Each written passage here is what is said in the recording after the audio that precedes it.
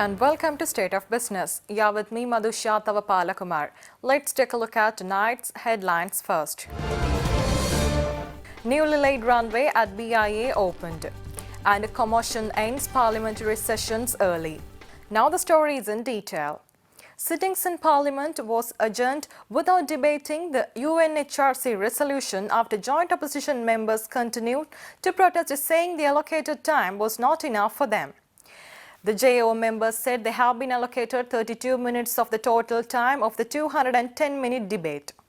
It led to a tense situation in the House, and eventually the Speaker decided to postpone the sittings for tomorrow. The person who moves the resolution should get priority. The person who seconds the resolution should get priority. It has happened before. JVP has been given 1 hour when they may move the resolution. Honorable TNA was given 1 hour when they move the resolution. Why are we being deprived? I demand 1 hour. I demand 1 hour to move the resolution. Adjournment motion. I demand 1 hour and I demand another hour for our... මේ ප්‍රශ්න ඔක්කොම ඉවරයි. මෙතුමාලා ශ්‍රී ලංකා නිදහස් පක්ෂයේ නායකතුමාට කතා කරලා මේ විපක්ෂ ලෙසකරු කතානායකතුමා පාර්ලිමේන්තුවේ සම්ප්‍රදායකට තමයි 60ක්. අපි 170 අපි മന്ത്രി කණ්ඩායම් කුඩායි නිසා. ඒ නිසා අපිට 130ක් දෙන්න කිව්වා. 70ක් ආණ්ඩුවට දුන්නා. ආණ්ඩුව 70 බෙදාගෙන තිබෙනවා. ඒ නිසා මේක පාර්ලිමේන්තු ප්‍රශ්නයක් නෙවෙයි. ඒ අය අතරේ අභ්‍යන්තර ප්‍රශ්නයක්. අභ්‍යන්තර විසඳ ගන්න. එක්සත් ජනතා නිදහස් සන්ධානයේ මහලේකම් විපක්ෂ වාඩි වෙනවා. එක්සත් ජනතා නිදහස් සන්ධානයේ මන්ත්‍රීවරු මෙහෙ වාඩි වෙනවා. එක්සත් ජනතා නිදහස් සන්ධානයේ භාණ්ඩාගාරික ආණ්ඩුවේ වාඩි වෙනවා. තව කෙනෙක් මෙහෙ වාඩි වෙනවා. Yeah, that is the government and the opposition must agree on that, not the speaker. No. I can't, because I have been working on the alliance here. That is why I am recognizing. Yeah. Well, please tone down your speech, honorable member. Please tone down. Yeah. In time, how can you say? Yeah. How can you say that the speaker has no right to allocate time? No time. I mean, nah, karu kata na ke tumani.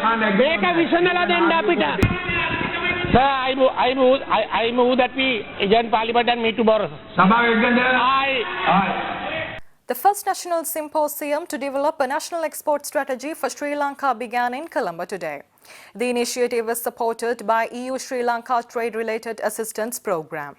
Around 150 private and public sector representatives take part in this symposium to discuss the proposed national export strategy. The national export strategy is expected to support Sri Lanka's economic vision by strengthening the competitiveness and other reforms. Sri Lanka reapplied for GSP Plus last year, and the European Commission has given its positive assessment in January this year. We are now awaiting the final approval by the European Parliament and Council, which should happen by mid-May this year.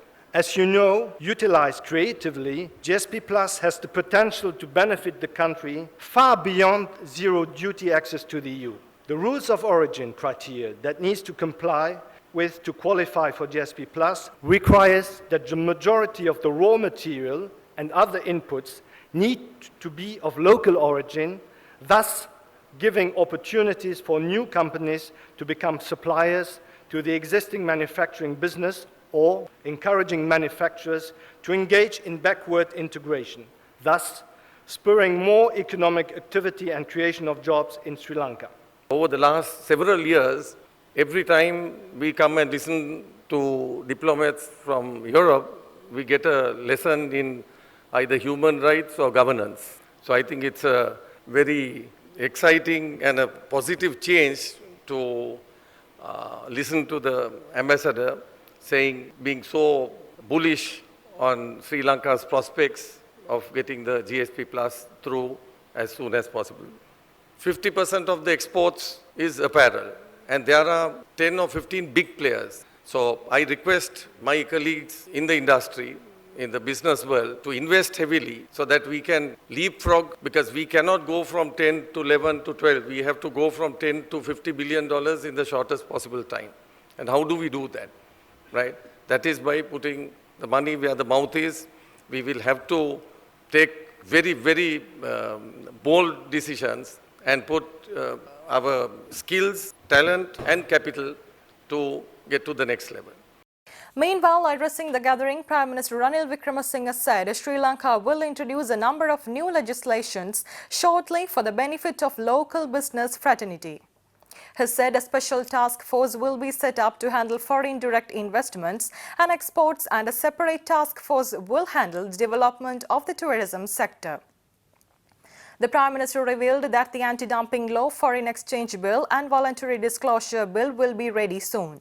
We are having the GSP Plus. That's great news. Use it and get into the European market. With that, we must also be prepared to have peace and reconciliation in Sri Lanka and further strengthen our legal framework. We are talking with India, with China, with Singapore for free trade agreement, not to destroy our people, but to give our people access to those markets in return for what they give us. So to talk to us, some people think, these are national government. This has members of the UNP, some of the members of the SLFP, some of the other parties.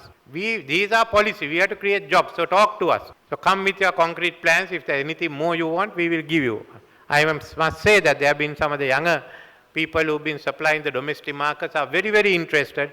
They've been talking with us and they're looking at the tourist opportunities, other opportunities. I want to tell everyone to get along. And if you want to have problems, okay, we sit down. But shouting and threatening won't get you anything. Minister Honorable Priyadarshini Appa says the stakeholders of the government always try to reach a common stand about the country's development strategy. He said that the government is yet to make a final decision on the Hambantota Port agreement. අපි එක පැත්තකින් කල්පනා කරන්න ඕනේ රටේ ආර්ථිකය ගොඩනැගීම පිළිබඳව අනිත් පැත්තෙන් කල්පනා කරන්න ඕනේ අපි කොහොමද අපේ ණයබර අපි අඩු කරගන්නේ කියලා තුන්වෙනුව අපි යම් කිවිසුමකට එකඟ වෙනවා නම් ඒ කිවිසුම් සියල්ලම රටට ප්‍රශ්නයක් නොවන කිවිසුම් බවට අපි පරිවර්තනය කර යුතුයි කියන පිළිවෙතේ අපේ පක්ෂය සිටිනවා.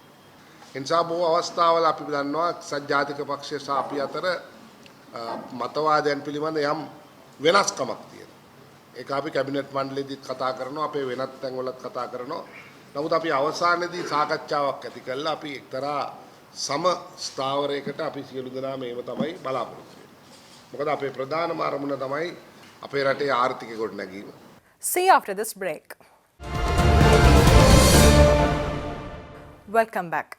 The daytime flight operations at the Bandar Naik International Airport resumed from this afternoon with the opening of the renovated runway.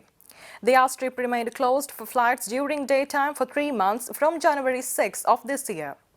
The runway was refurnished at a cost of 7.2 billion rupees and now it will be able to accommodate A380s since the width of the runway has also been increased to 75 meters from 60 meters. Sri Lankan Airlines ULI 162 aircraft landed at the newly laid runway, signalling the resumptions of the operations. Port City එක සින්නක් කර දීලා තිබුණේ.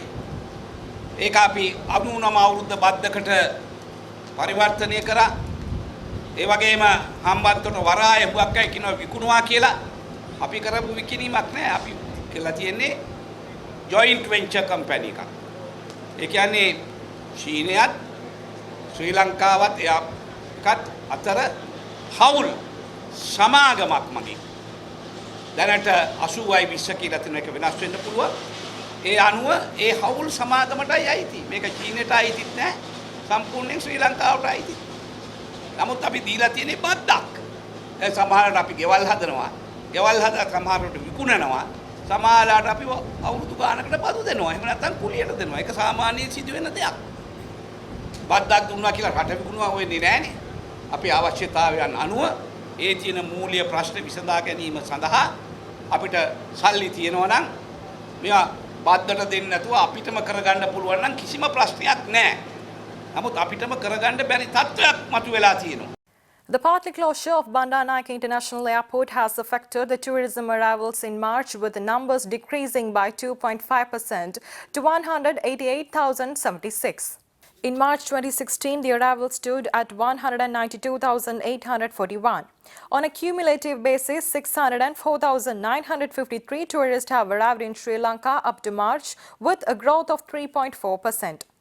The arrivals from North America rose 2.1% to 9,355 in March, while the arrivals from the Western European countries declined by 6.2% to 65,640. The arrivals from China continue to rise, and in March, 22,172 Chinese nationals have visited in Sri Lanka, which showed a growth of 12.9%. Let's take a look at the stocks after this break. Welcome back. The trading at the Colombo Stock Exchange ended in a positive note today. The all-share price index gained 51.72 points to close at 6,250.04. And S&P SL 20 index gained by 29.52 points to close the session at 3,549.98. The turnover was 578 million rupees and 12.9 million shares were traded. Next is Forex rates.